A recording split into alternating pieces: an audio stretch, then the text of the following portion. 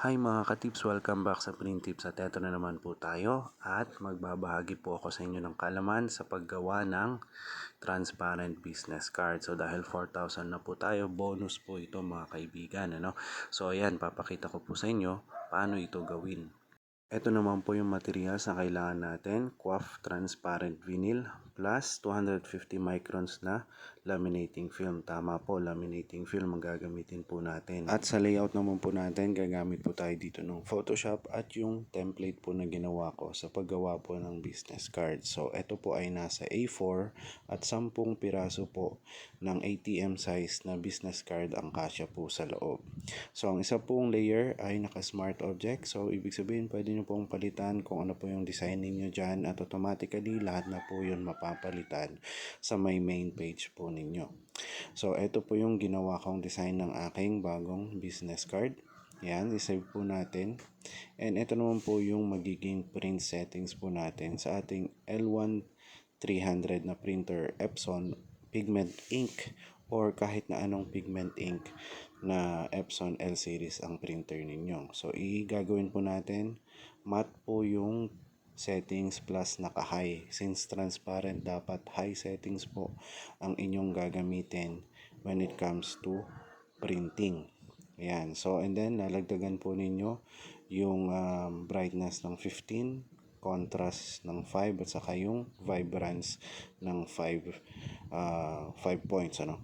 So i-adjust nyo lang po yan sa custom, sa more settings ng inyong printer driver. Then once okay na po yan, pwede nyo na po siyang i-print. Ayan, at ito na po yung print output natin sa ating transparent vinyl. Habang inaantay naman nating ma-print yung ating vinyl, yung ating sticker, so kailangan po nating hatiin sa dalawa itong 250 microns na film. So make sure lang po na yung rough part po yung ididikit ninyo or ipapatong ninyo dun sa inyong design para hindi masira yung inyong laminator mamaya. So gamit lang po kayo ng ruler or safety ruler. Tanggalin po ninyo yung part kung saan nagdikit po yung laminating film. Ayan. So gamit lang po kayo ng cutter. Ayan. So ito na po yung ating print output.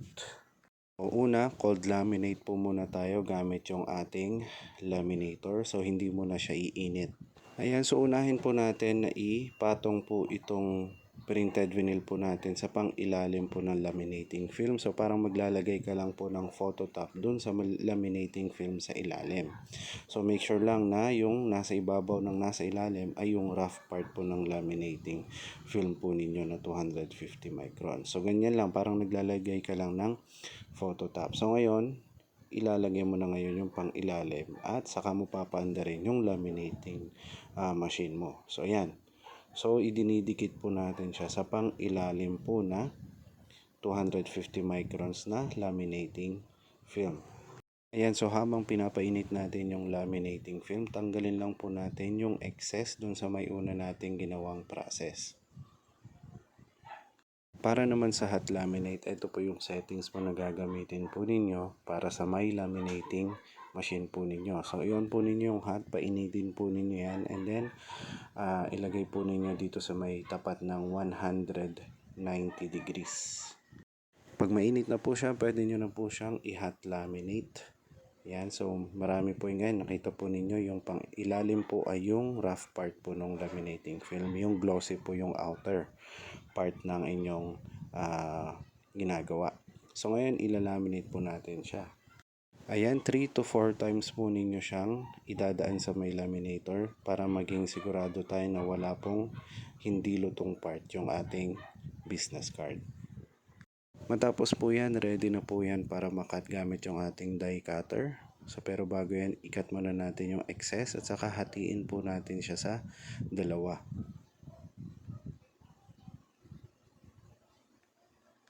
Yeah, once okay na po yun, ready na po siya for cutting. So para maganda po ang cut, bibiglain nyo po yung pag-cut ninyo ng gamit yung die cutter.